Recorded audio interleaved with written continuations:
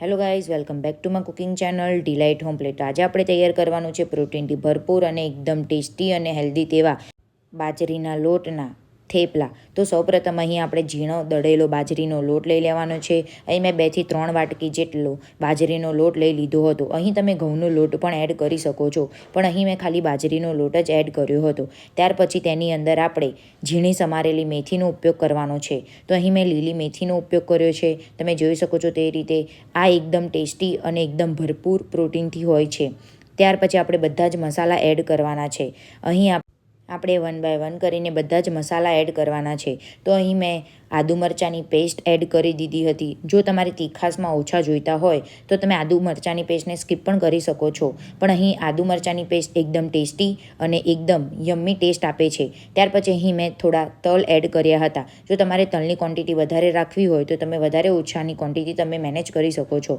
ત્યાર પછી આપણે બધા જ મસાલા એડ કરવાના છે. તમે જોઈ શકો છો તે રીતે અહીં મેં હળદર પાવડર, ત્યાર પછી મેં અહીં મરચું એડ કરી દીધું હતું. તમે કાશ્મીરી લાલ મરચું પણ એડ કરી શકો છો. જો તમારે તીખાસમાં વધારે તીખા જોઈતા હોય તો તમે વધારે તીખું મરચું એડ કરી શકો છો, કાં તો તમે આદુ મરચાંની પેસ્ટને પણ વધારે એડ કરી શકો છો. ત્યાર પછી અહીં મેં સ્વાદ પ્રમાણે મીઠું એડ કરી દીધું હતું.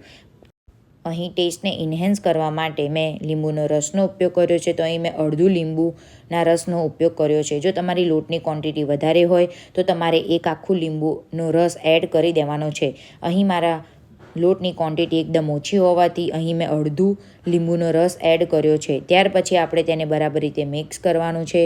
અહીં મેં 3 થી 4 ચમચી જેટલી ખાંડ એડ કરી હતી. વધારે ખાંડનો આપણે ઉપયોગ કરવાનો નથી. અહીં ખાલી 3 થી 4 ચમચી જેટલું ખાંડને આપણે ઉપયોગ કરીશું. અહીં તમે ખાંડને સ્કીપ પણ કરી શકો છો. ત્યાર પછી અહીં મેં 2 ટેબલસ્પૂન જેટલું તેલ લઈ લીધું હતું. ત્યાર પછી આપણે તેને બધા જ મસાલાને બરાબર રીતે મિક્સ કરવાનું છે. અહીં મેં અડધી વાટકીથી વધારે પણ પાણી એડ કરી લીધું હતું.